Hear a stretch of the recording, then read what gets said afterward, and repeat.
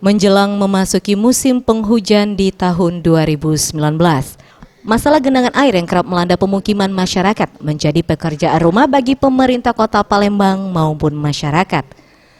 Menanggapi hal tersebut, Wali Kota Palembang Harno Joyo menghimbau masyarakat untuk berupaya ikut membantu dalam menjaga kebersihan lingkungan, terutama saluran air dari sampah yang mengendap, agar tidak menimbulkan banjir di wilayah pemukiman.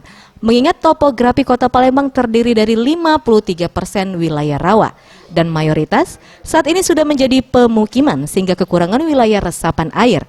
Kondisi juga diperburuk oleh hilangnya banyak aliran sungai, di mana dari sebelumnya Kota Palembang memiliki sebanyak 371 sungai, saat ini sebanyak 221 sungai telah hilang dan menyisakan hanya 95 sungai di Kota Palembang.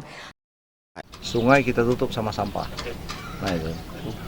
Dulu sebelum Indonesia ini merdeka ini zaman Belanda ada 371 sungai. Belum seabad Indonesia merdeka ini sudah hilang 221, tinggal 95 sungai. Tim Liputan Sriwijaya TV.